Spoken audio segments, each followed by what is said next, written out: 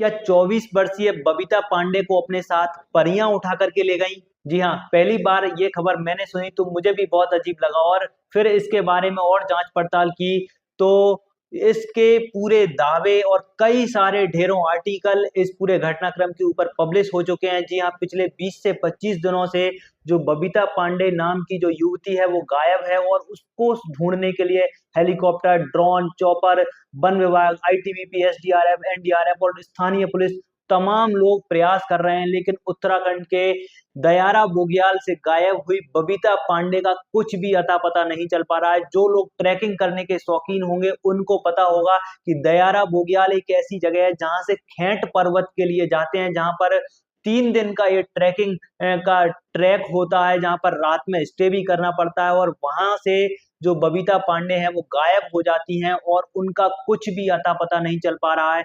क्या है पूरा घटनाक्रम, मैं आपको सिलसिलेवार ढंग से समझाता हूँ। सबसे पहले 24 वर्षीय बबीता पांडे जो कि रामनगर की रहने वाली हैं, वह एक दिन अपने माता पिता से कहती हैं कि उनको ट्रैकिंग करने के लिए जाना। अक्सर बबीता ट्रैकिंग करने के लिए जाती रहती हैं तो उनके माता पिता उनको परमिशन दे देते हैं। इसके बाद 25 मई को वह ट्रैकिंग के लिए निकलती हैं, लेकिन यहाँ पर जो बबीता है वो अपने माता पिता से कहती हैं कि वह अपनी सहेलियों के साथ जा रहे हैं, लेकिन वह असल में दो दोस्त हरमनप्रीत और हरमन पाल के साथ ट्रैकिंग के लिए निकल जाती हैं और 28 तारीख को वह वहां पर पहुंचते हैं और दयारा बोग्याल के आगे अपना जो कैंप है वहां पर रात में स्टे करते हैं। और यहाँ पर उनके जो दो दोस्त हैं वो बताते हैं कि रात के समय में जो हरमनप्रीत और हरमनपाल शराब पी रहे थे। इस बात से जो बबीता नाराज हो जाती हैं और कुछ समय के लिए रात में लगभग 11 साढ़े 11 बजे वह कैंप से बाहर चली जाती हैं और अपने फोन को साथ ले जाती हैं, जो कि आईफोन उनके पास था और उससे वह म्यूजिक सुन रही होती हैं।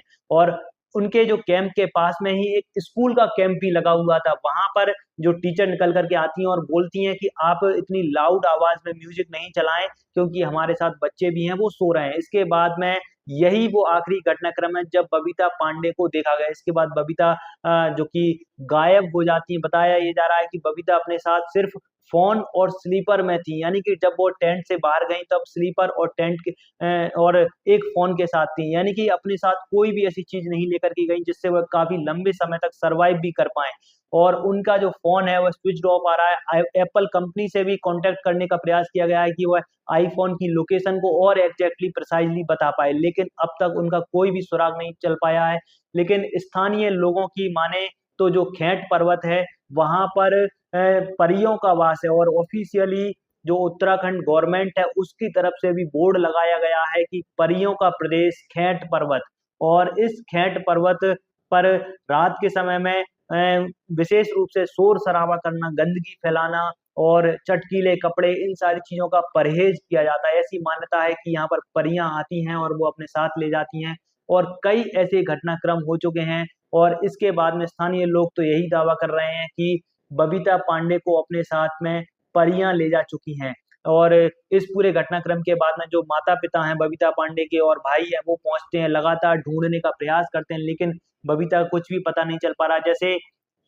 लेकिन इस सब के बीच में बबीता की जो माँ है वहां के एक लोकल स्थानीय रूप से एक देवता है जो कि आम मनुष्य के शरीर में आते हैं, प्रवेश करते हैं और अपने सवालों का जवाब देते हैं। तो जो देवता है वह कहते हैं कि बबीता को अपने साथ परियां उठा करके ले गई हैं।